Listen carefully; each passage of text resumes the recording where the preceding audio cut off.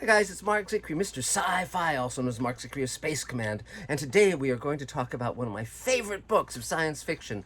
And unusually, most science fiction books present really cool ideas, the good ones, and they're often adventure stories, traveling the far reaches of space, etc. But very few are love stories, love stories that actually work, and there are very, very few that are ghost stories that work within the science fiction context. Death Ship by Richard Matheson was one of those. It was a novella that he then turned into an hour-long Twilight Zone episode. But today we're going to talk about my favorite science fiction love story slash ghost story, and that is this book, Solaris by Stanislaw Lem. This is the first American edition, translated from the Polish. And let's talk about it for a few minutes because it is a really, really, really cool book that I can highly recommend. Stanislaw Lem is a Polish science fiction writer who was enormously popular in what were called the Eastern Bloc countries, the countries that were satellites of the Soviet Union after World War II. So he wrote in Polish, but it was translated throughout the Soviet Bloc. Very popular writer, science fiction writer, wrote many novels. And this was the first one translated in English. It was written in 1961, but not published in English until 1970. And this translation, the initial translation was not that good. The female lead's name is translated as Rhea, where actually in later translations it's Hari.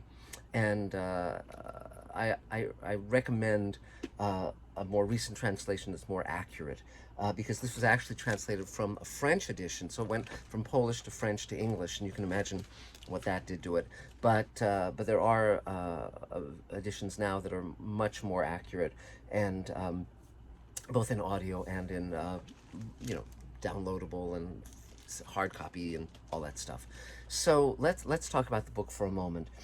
The plot is very straightforward. There's a planet that's covered with an ocean, and the ocean is sentient. It's essentially like one large brain, and it's telepathic, and there's a human space station that's orbiting it, and they're trying to establish communication, but it's such an alien creature, it's very difficult to figure out a way to communicate with it, and it seems to be reaching into the subconscious minds, the sleeping minds of the men on the station, and finding fantasies, guilts, hidden areas of their minds, and manifesting physical representations in human form of those dark corners of their minds. And so they're basically taken down mentally by that. And a psychologist arrives at the station, Chris Kelvin, and he is looking into what's going on in the station.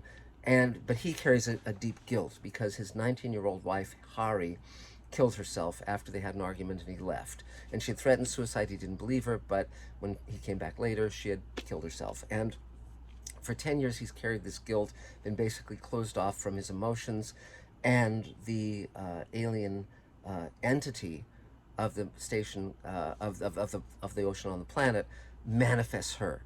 And so she's physically there with no memory of the suicide, with no memory of what happened in their relationship. And it's about how Chris Kelvin deals with this and finds a kind of healing for himself, a kind of emotional connection again. And although she's manifested by this alien sentience, it's, as I said, a love story about him reconnecting with love, and a ghost story in the fact that she's this ghostly manifestation of his late wife. And it goes into a lot of other things, issues of humanity, issues of mortality, issues of how we communicate with alien species and whether we want to communicate with them. There's tons of stuff in this book that are really, really interesting.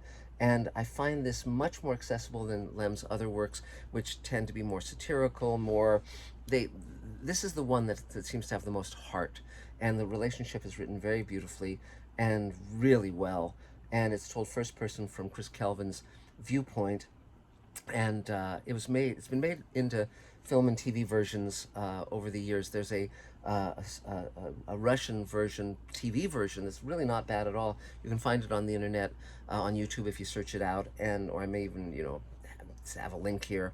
And but my favorite version is the one by Andrei Tarkovsky, the great Russian director, and it's a wonderful version. I highly recommend it.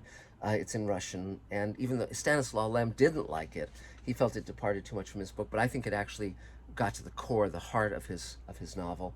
And then there's an American version with George Clooney, directed by Steven Soderbergh, that I really don't care for, but you might want to check it out. It has its charms as well as its weaknesses. Viola Davis is in it as well. It's an interesting version, but the Russian version is really phenomenal, and that's the one to listen to. There's also a BBC radio version that you can find again on YouTube. That works very well. Although the woman's name is Rhea in that one, so clearly they were working from the earlier edition, the earlier translation. So that's about it for now. But again, check this out. You'll enjoy it, I think, and definitely check out the Tarkovsky version. So that's it for now. We'll talk to you again real soon. Bye, guys.